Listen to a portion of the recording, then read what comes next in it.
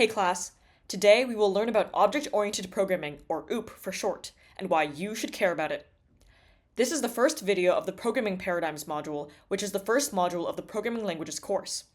If you are interested in following along with the course, I recommend taking a look at the previous videos if you haven't already. Object-oriented programming is a pretty vast subject, so we'll just take a look at the basics for today. So, what is object-oriented programming? To answer this question, we must first define what an object is. And I'll do this by first showing you an example of what an object is not. Let's say we want to store some information about our pet cat, Fluffy. Fluffy is a white cat that weighs 8 pounds. We might store the information about Fluffy using variables like this. Also, as a side note, for the coding portions of this video, I'll be using Python, but these principles apply to any object-oriented programming language. Now, if I want to print Fluffy's weight, I would print the variable weight. Can you start to see a problem with this approach? Okay, maybe now we want to store some more information about our other cat, Midnight, who is a black cat that weighs 10 pounds. Now let's add some more variables, maybe like this. If I want to print Midnight's color, I would print the variable color2. Can you see the problem now? As we add more cats, the information rapidly becomes disorganized, and it can be difficult to keep track of which variable names we need to use when we want to get the names of specific cats. With this way of coding, it can be especially tricky to catch typos because the code is so unstructured. Let's go back to 2cats and restructure the code a little.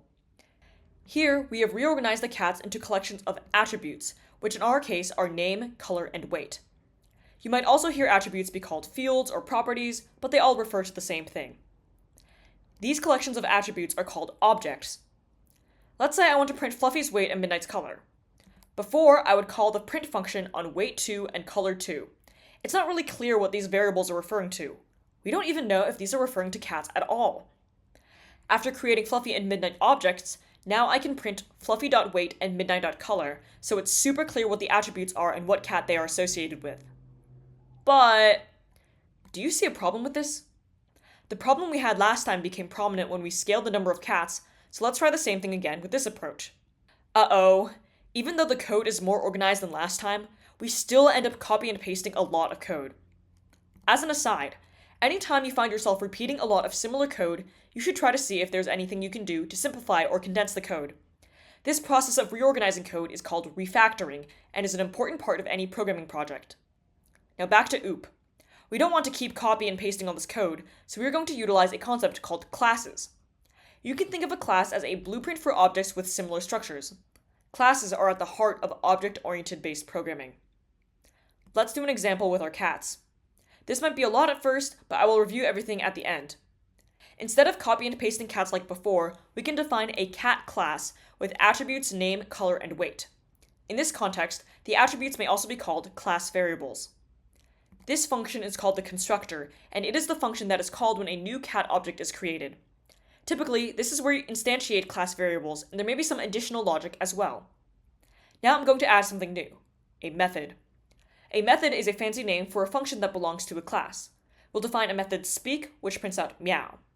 So, how do we create Fluffy the cat? Well, first we had variables floating around, then we put Fluffy in an object, and finally, we defined a cat class.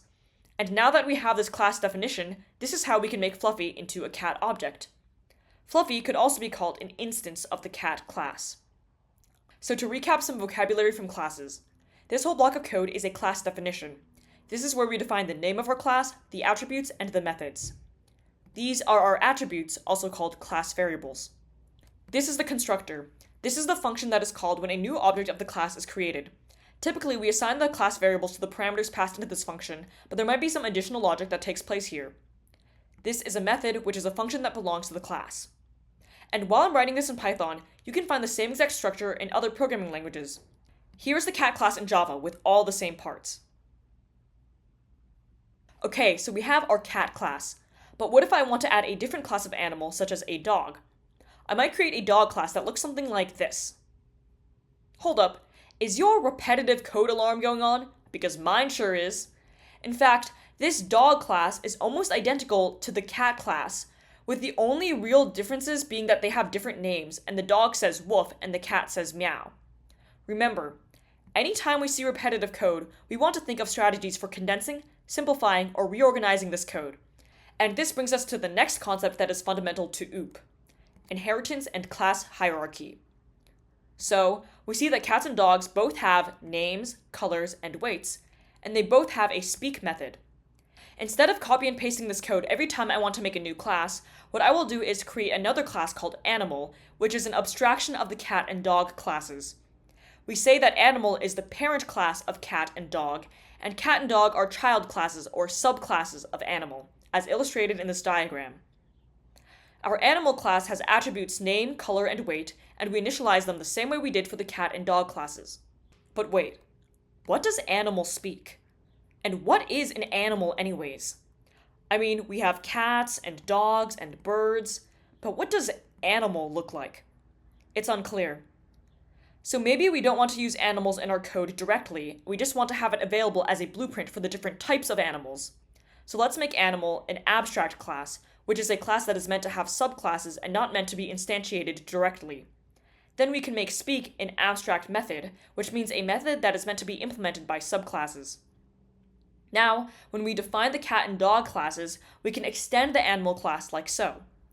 Notice how the code became a lot more concise. For the constructor, we want the cat and dog constructors to be identical to the animal constructor. Then we can inherit the animal constructor. What this line of code does is that it calls the function of the same name from the parent class. Note that we still have to pass in the same parameters. However, for the speak methods, there's nothing to inherit. We have to implement these separately in the subclasses. What's cool about subclasses and inheritance is that it provides us with some much needed structure while still allowing for a lot of flexibility. For example, let's say that dogs play fetch while cats don't.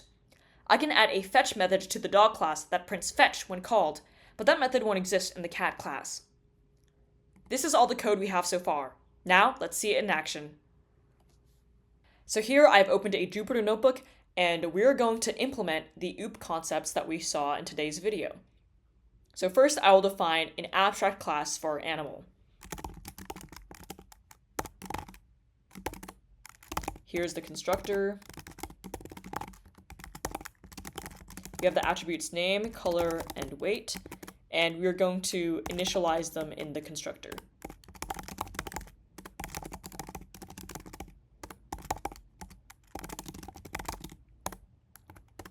And now we're going to write the definition for the abstract method speak, and we're just going to raise an error when this function is called because we want this function to be implemented in the child classes.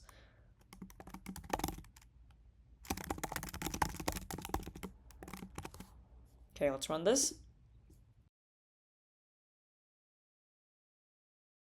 And now let's define the cat subclass. So we're going to extend the animal class like this.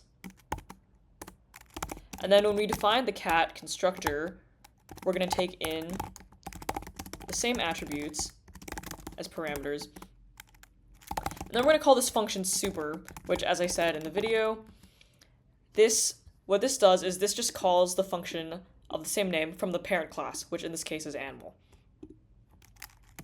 But we still have to pass in the attributes. So here we have the cat has inherited the constructor from the animal. And then for speak, we're going to have it print meow. And we're going to do a very similar thing for dog. So dog also extends animal constructor. We're going to make the same way. It's going to inherit from the animal constructor.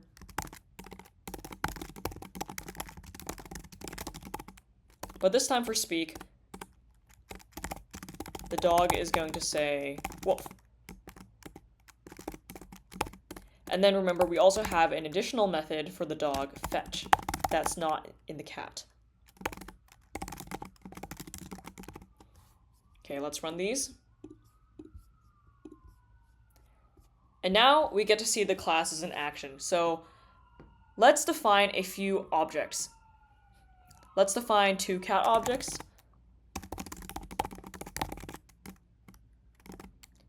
Let's bring back Fluffy, the white cat that weighs 8 pounds.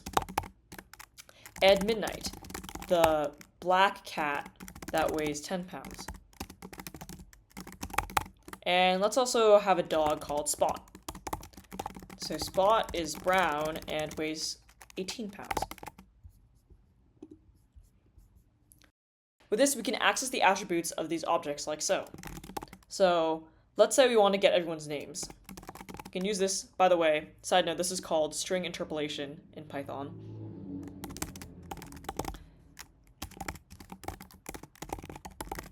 And using fluffy.name, we can really easily get the name attribute of Fluffy, and we can do this for the other animals too.